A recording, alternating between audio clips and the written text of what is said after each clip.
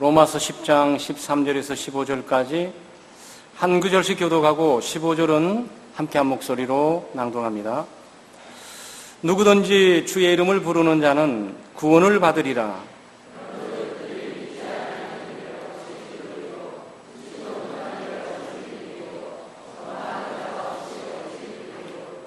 보내심을 받지 아니하였으면 어찌 전파하리요. 기록된 바 아름답도다. 좋은 소식을 전하는 자들의 발이여 함과 같으니라. 아멘. 네, 오늘 오후 찬양 예배는 아주 역사적인 예배가 되는 것이고 우리 창대교회에 상당한 의미 있는 예배가 될 수가 있습니다. 왜냐하면 이 단기 선교팀 파송의 예배인데 우리가 2년 전에 저희들이 인도 작년인가요? 네, 작년입니다. 그러니까 2015년도 우리 인도 첸나이에 있는 예수왕교회 단기 선교팀이 갔다가 지금 우리 걱정교회 캄보디아죠. 캄보디아 제일 남단에 있는 우리 한국으로 치면 부산에 있는 그 시아누크 빌이라는 그 지역 걱정 지역에 이 걱정교회 창대 지교회를 세우면서 오늘 14명의 단기 선교팀을 파송하는 아주 의미 있을 뿐만 아니고 역사적인 순간이라고 볼 수가 있겠습니다. 그래서 선교의 방법과 이 단계라는 제목으로 간단히 묵상하면서 우리 창대 공동체 전체뿐만 아니고 파송된 우리 파송팀들도 다시 한번 마음을 되새기면서 우리는 하나님의 일을 하고 있다. 위대한 하나님의 구원의 계획 가운데 선교를 우리가 하고 있다라는 그런 자신감과 이 자부감으로 충만한 시간가 돼야 될 줄 압니다. 세계 선교는 하나님의 뜻입니다. 우리가 하고 싶어서 하는 게 아니고 교회가 프로그램에 의해서 하고 싶어서 하는 것이 아니고 세계 선교는 하나님이 품으셨던 뜻이었고 하나님의 범국가적이고 범우주적인 구원의 계획이셨습니다. 그래서 그 계획 가운데 우리가 함께 있는 것이죠. 국내에 전하는 복음 전파를 우리가 전도라 그럽니다. 그러니까 같은 언어권, 같은 국민성, 같은 문화권에 있는 사람들에게 전도하는 것을 우리가 복음 전파라고 말하면서 전도라고 규정을 하고요. 복음 전도, 복음 전파. 선교라는 단어를 쓰게 될 때 똑같은 복음 전파인데 그 범위가 좀 넓어지는 거예요. 그것은 타 문화권, 언어가 다르고 문화가 다르고 풍습이 다른 지역에 가서 전하는 복음 전도를 우리가 선교라고 규정을 하게 됩니다. 그러니까 사실은 모두 전도 활동이죠. 대한민국에 전도하든지 일본에 전도하든지 중국에 전도하든지 캄보디아, 라오스, 베트남 전도하든지 전도는 똑같은 전도예요. 그런데 그 전도를 이 국내에 하게 되는 복음 전파를 우리가 그냥 일반적인 전도라고 규정하고 또 언어와 또 민족이 좀 다르고 또는 전통과 국가가 다른 지역에 전하는 것을 우리가 선교라고 포괄적으로 하는 거죠. 그래서 하나님은 이 선교를 가슴에 두고 계셨고 이 선교를 위해서 우리를 부르시고 또 선교를 위해서 교회를 세운 겁니다. 그래서 오늘 선교의 이 방법, 선교를 어떻게 해야 되냐, 또 선교의 단계, 이 부분들을 우리가 오늘 본문을 통해서 잠깐 살펴보겠습니다. 무엇보다도 선교는 샌딩의 원리입니다. 가는 거죠. 파송으로부터 시작을 하는 거예요. 하나님께서 아브라함을 이 땅에 보내시고 그리고 하나님의 백성들을 모으기 시작하신 거고 하나님이 선교사를 보내셔 하나님의 말씀을 증거하시면서 하나님의 백성들을 또 모으시는 거고 또 하나님께서 독생자 예수 그리스도를 하늘에서 이 땅을 파송하는 거죠. 하늘 이 땅을 파송해서 예수 그리스도를 통해서 복음을 전하게 되는 것이고 또 예수 그리스도는 복음 자체이시면서 교회의 머리가 되시고 교회가 되시는 바로 그리스도를 중심으로 하나님의 백성들을 모으게 되는 거죠. 예수 그리스도는 또 제자들을 만드셔서 그 제자들을 세상을 향해 파송을 하게 됩니다. 그 제자들이 이곳저곳 흩어져서 또 복음을 전하면서 믿음의 공동체를 만들고 그 바로 교회인 거죠. 그 교회를 통해서 바로 그리스도의 복음을 또 전파해 가게 하는 거죠. 그러니까 지금 바울 사도가 말하는 게 그 말이에요. 복음 전도는 예수 그리스도의 복음을 듣고 믿음으로 구원을 얻게 된다. 행위로 구원 얻는 것이 아니고 종교적인 의식으로 구원 얻는 것이 아니고 예수 그리스도께서 하나님께서 십자가의 구원을 다 이루셨으니까 그 예수 그리스도를 믿음으로 구원에 동참하게 되는 것이고 그 예수 그리스도를 믿음으로 구원의 대열에 서게 된다. 이 복음적인 내용이에요. 이 복음을 전파해야 되잖아요. 그러니까 전파해야 되는 사람이 있어야 되는 거예요. 전파해야 되는 사람도 있어야 되고 그 사람을 보내는 사람도 있어야 되는 거예요. 그러니까 하나님께서 예수 그리스도를 이 땅에 보내시고 또 제자들을 세상에 보낸 것처럼 또 우리가 또 이 세상을 향해 가게 되는 거죠. 그 어느 같은 경우는 이 캄보디아 꺽정교회는 오랫동안 우리 어른들 또 우리 장년들 또 우리 중고등부 학생들이나 청년들이 기도하면서 온 교회의 관심사 또 기도 가운데서 탄생된 곳이에요. 꺽정 지역이. 그리고 지금 원래 우리 14분의 우리 팀이 모여서 가게 되죠. 그러니까 이걸 우리가 해석하면 어떻게 되는 겁니까?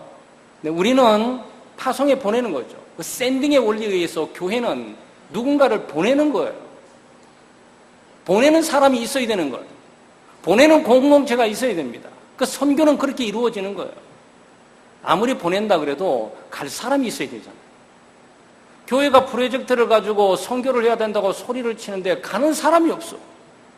그러니 창대교회는 이번에 하나님의 은혜 가운데 이 부분들이 잘 맞아가는 거고 수행하는 거죠.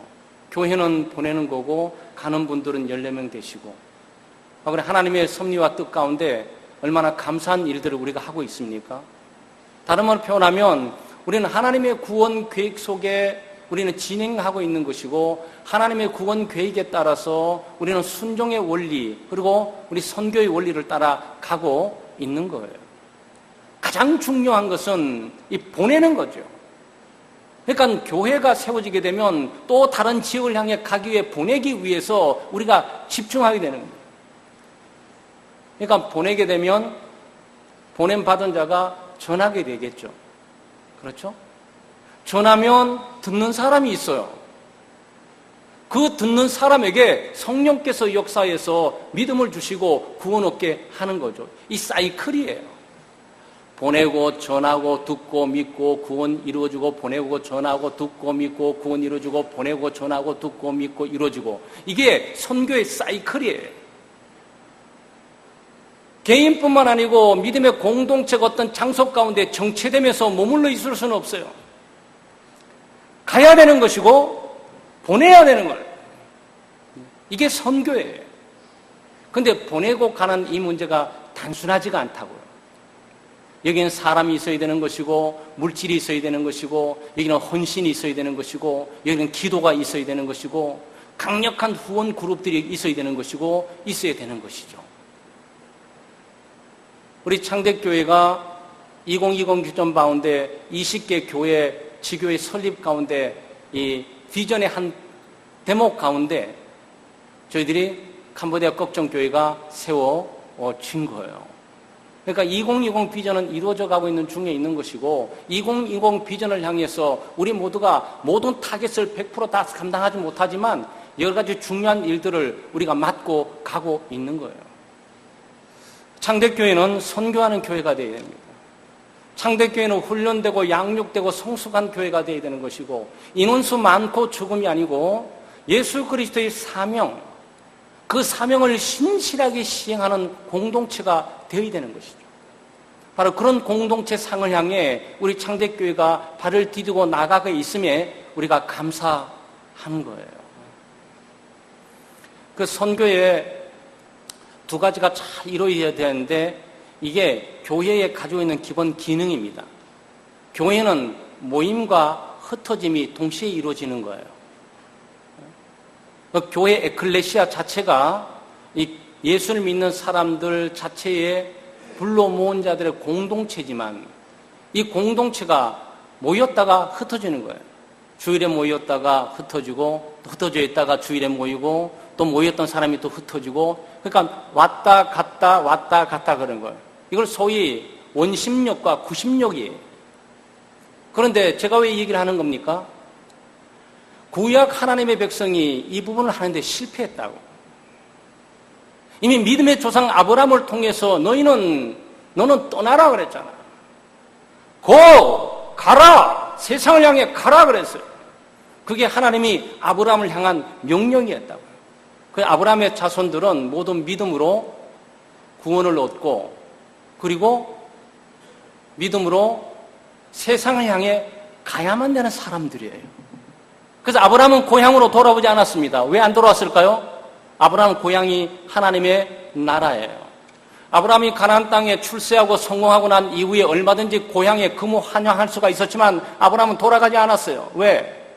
아브라함이 가는 길은 선교적인 마인드를 가지고 이방에까지 이 복의 근원이 되고 복의 통로가 되기 위해서 가야만 하는 것이니까. 나그네 인생길을 살았다 이런 얘기거든요. 그러니까 교회가 한 장소에 머물러 있으면 안 돼요. 근데 이스라엘 백성들은 머물러 있었던 거예요. 이스라엘 백성들은 구약 이스라엘 백성들은 움직이지 않았어요. 그들은 자신들의 주은 지역 가운데서 움직이지 않고 사람들이 오기를 바라고 있었던 거죠. 그런데 주님의 명령은 아브라함부터 계속해서 선지자를 통해서 이방의 빛이 되라, 세상의 빛이 되라, 세상을 향해 흩어지라, 세상을 향해 나가라 라고 계속 얘기했던 거예요. 그런데 이스라엘 백성들 이 점에 실패했죠. 물론 실패했기 때문에 하나님께서 독생자 예수 그리스도를 보낸 게 아니에요. 그래서 아브라함과 다윗의 자손 예수 그리스도, 바로 그분을 하나님께서 보내시면서 이 사이클을 다시 맞춰 나가는 거예요. 여러분 그 역사의 걸 보고 계십니까? 역사의 걸 보고 계셔야 돼요. 구약 성경에 이어서 신약 성경에 이어나가면서 하나님께서 구약과 신약 가운데 예수 그리스도를 주시면서 그리스도를 통해서 새로운 하나님의 공동체, 새로운 하나님의 백성들, 바로 새롭게 부름받아서 땅끝까지 가야 될 새로운 공동체를 하나님께서 부르고 계신단 말이에요. 그래서 아직도 유대인들은 어떻게 되는 거죠? 네, 아직도 유대인들은 자이오니즘, 그래서 팔레스타인에 모이는 거예요. 그 사람들의 생각은 지금 있는 이스라엘 팔레스타인 있죠? 그 사람들은 흩어져 있는 사람들이 다 한 장소에 오는 거라고. 아직도 가야 되는 개념이 뭔지를 모르고 있는 거예요. 가야 되는 개념은 이미 예수 그리스도를 통해서 하나님께서 이 땅에 예수 그리스도를 보내실 때 바로 이미 이 원리가 다시 작동될 것을 하나님이 계획을 하고 계시는 거죠. 그게 선교예요. 그러니까 선교는 모이고 가는 거예요. 아주 간단한 얘기예요. 그런데 여기에 눈물이 필요하고 물질적인 헌신이 필요하고 시간적인 헌신이 필요하고 재능이 필요한 모든 것이 집약되어 있는 거죠. 가는 일은 단순하지 않습니다. 오늘 여기 보면 14분의 가는 분들이 이 땡볕 가운데 수고를 많이 하게 될 거예요. 여러분 그걸 생각하시면서 정말 소위 휴가도 반납하고 가다시피 가지 않겠습니까? 여러분 뜨겁게 기도해 주셔야 되고, 그래서 보내는 사람이 있으면 가는 사람이 있잖아요. 그러니까 보내는 사람과 가는 사람은 동시적인 선교 사역의 도구로 쓰임을 받고 있는 거예요. 가는 사람은 가는 것이 아니고 우리가 보내니까 가는 거예요. 여러분이 보내기 때문에 가는 거예요. 그러면 가게 될 때 교회를 대표해서 온 공동체의 소망과 꿈들, 하나님의 구원의 계획과 복음의 계획을 가슴에 담고 선교지를 간단 말이죠. 또 문화도 다르고 언어도 다르고 또 기후도 상당히 정말 어려운 장소 가운데 짧은 시간에 가는 거예요. 그 시간 동안에 우리는 평안히 누워 잘 수는 없어요. 바로 이 점을 말씀드리는 거예요. 여러분 선교지에서 파송된 사람이 일하고 있는 동안 여러분이 그 장소 가 있지 않지만 가 있는 것처럼 시간을 보내셔야 한다.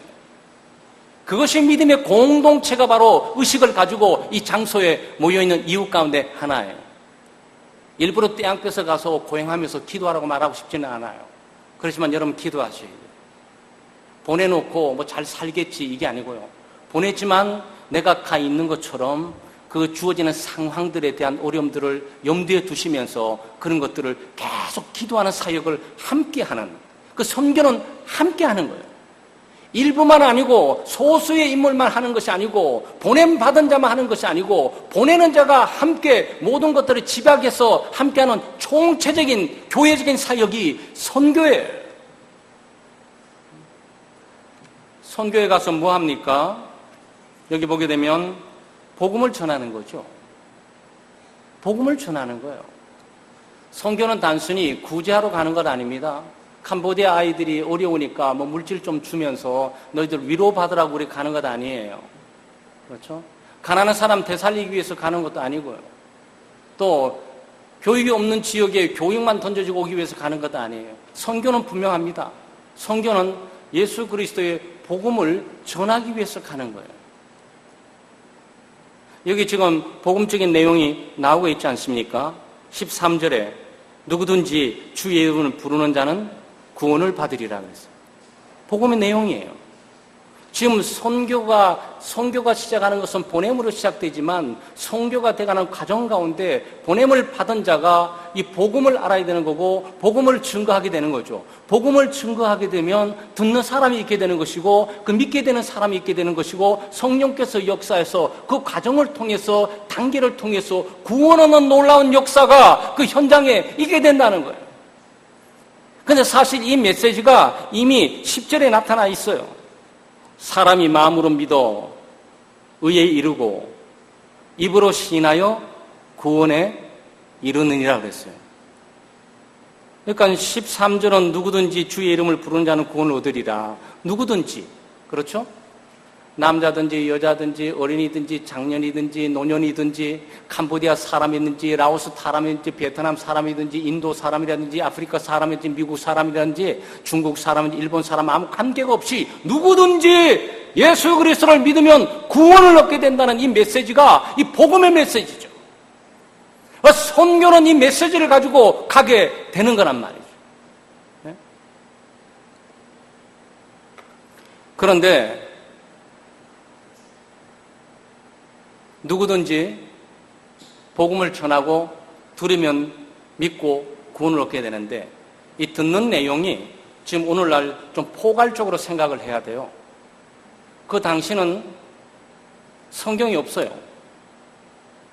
지금 여러분이 로마서 10장 13절을 보고 있는 이때는 성경이 정경으로 신약 성경이 완성된 때가 아니에요. 그리고 구약 성경은 있어요. 구약 성경에 있는데 일반적인 사람들이 다루는 책이 아니고 유대인들만, 이스라엘 백성 유대인들만 가지고 있는 경전이에요. 그리고 전화가 있는 것도 아니고 스마트폰이 있는 것도 아니고 녹음기 있는 것도 아니고 뭘 들을 수 있는 용도가 아무것도 없어요.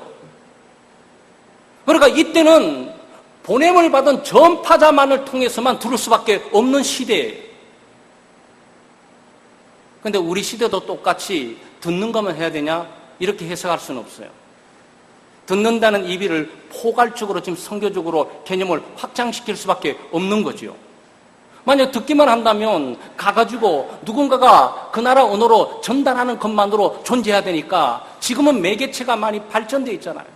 통역기도 많이 발전되어 있고 찬양을 통해서도 우리가 접촉할 수 있고 드라마를 통해서 접촉할 수도 있고 활동을 통해서 우리가 접촉할 수도 있고 그림을 통해서도 접촉할 수가 있고 복음적인 게임을 통해서도 복음의 내용을 접촉하면서 듣게 할 수도 있는 거죠. 우리 권정희 목사님이 지난번에 우리 임직식에 와가지고 뭐 부러워할 것도 아닌데 또 부러워하시더라고. 스테인드 글라스 이게 그렇게 부러우셨나 봐.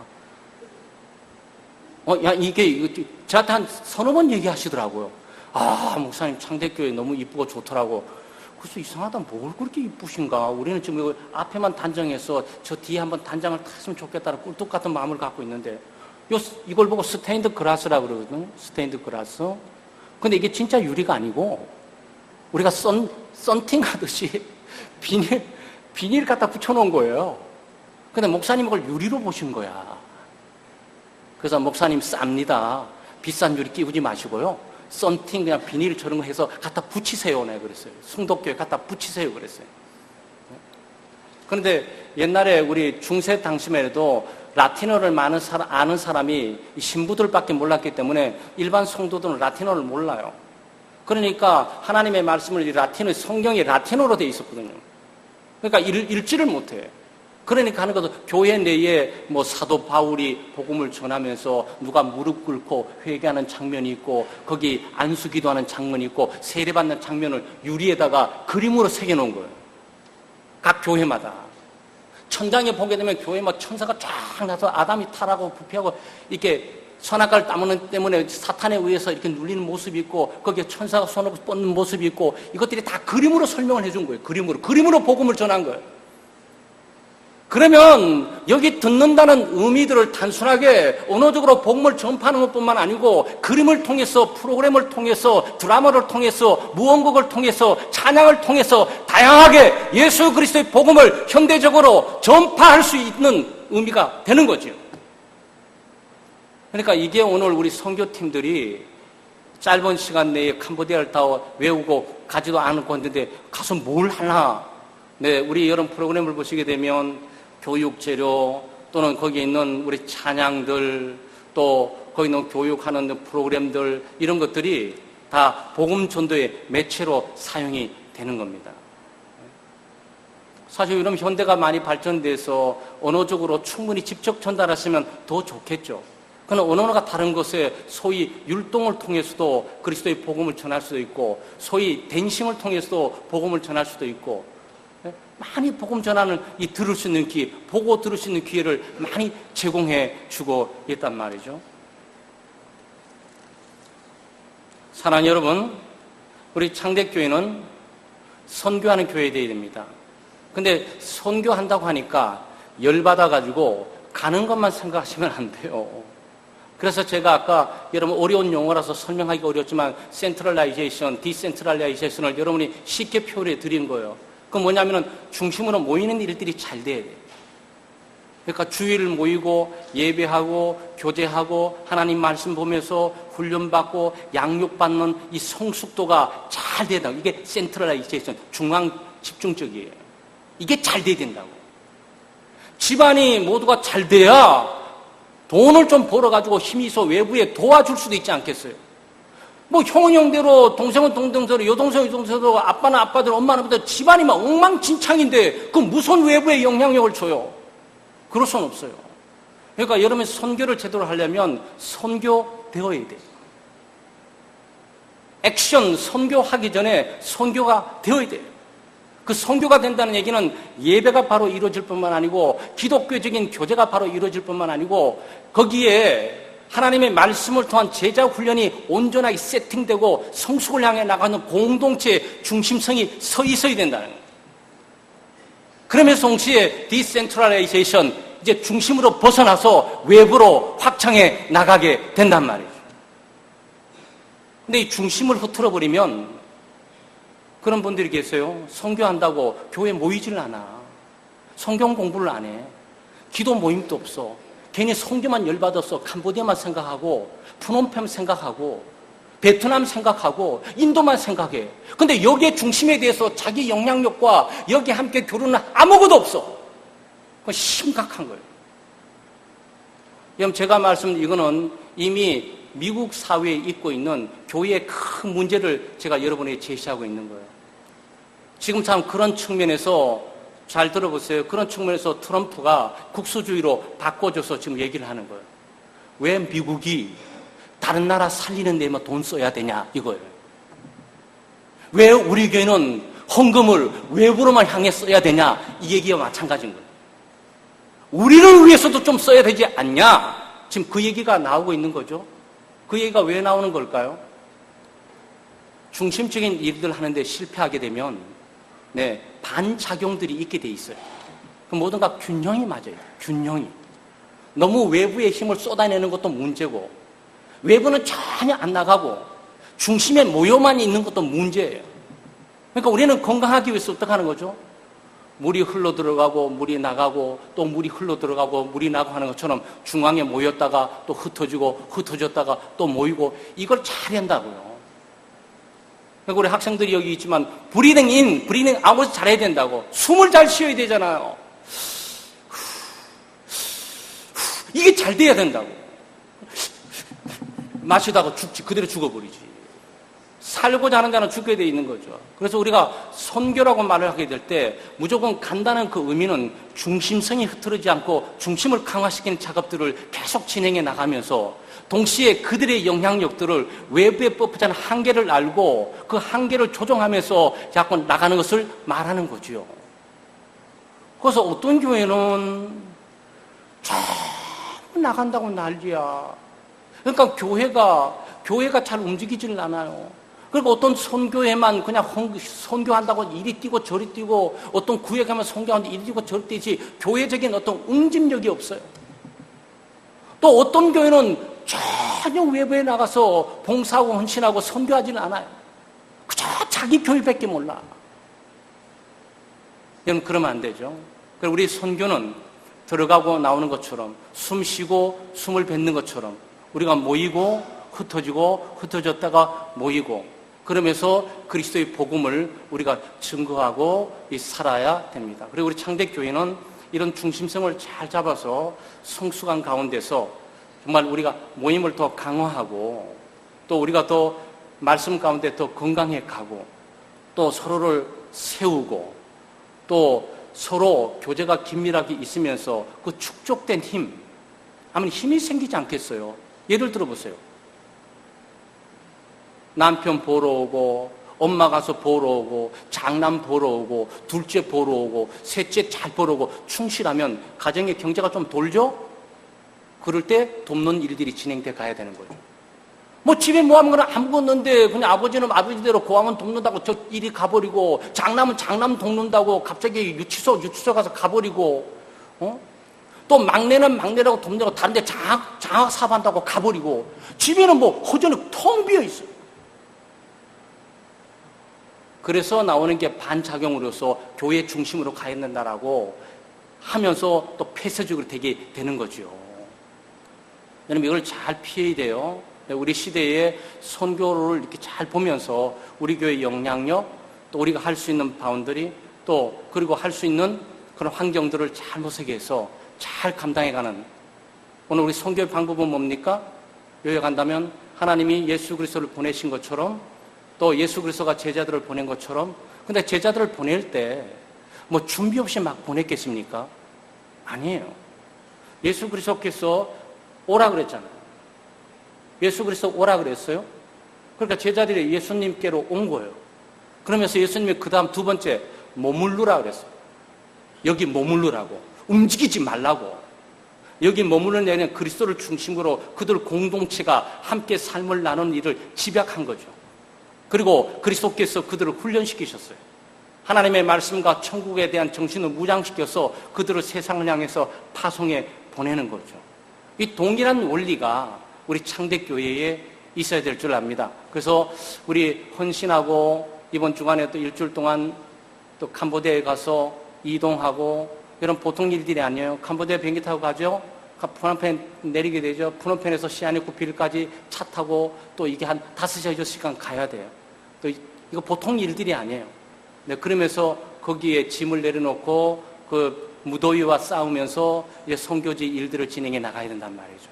그래서 여러분 깊이 인식하시면서 한 분 한 분 이름을 들어서 기도해 주시고 또 그리고 그들이 일하는 동안 뭐 날마다 기도하라고 말할 수는 없어요. 또 오를 때마다 이번 주간은 여러분 개인적으로 선교를 선포하세요. 개인적으로 내게 선교를 선포하시고 우리 가정에 선교를 선포하세요. 그래서 가정에 가족들이 있다면 남은 가족들은 기도할 것은 뻔한 사실이고 또 선교팀이 아닌 가족들도 저녁이나 이런 시간에 모여서 이번 주간은 특별히 우리 교회 선교팀이 갔다. 우리가 기도하자. 그래서 기도하면서 우리 보내는 자, 보냄받은 자 모두가 함께 더불어 아름다운 열매를 경험하는 그런 복된 선교, 단기 선교 또 우리 보내는 공동체 되시기를 주의 이름으로 축원합니다. 기도하겠습니다.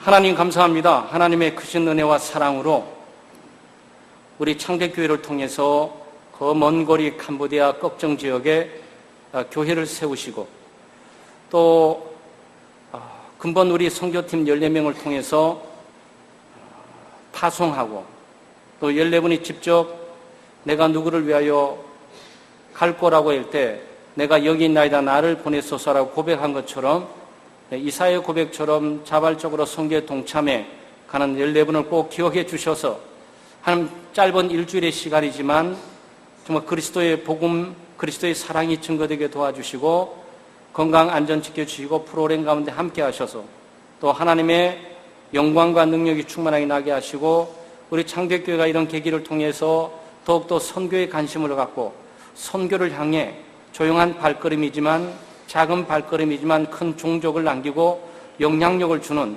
세계 선교 하나님의 구원 계획의 귀한 도구가 될 수 있도록 주여 도와주시옵소서. 감사드리며 예수님의 이름으로 기도드리옵나이다. 아멘.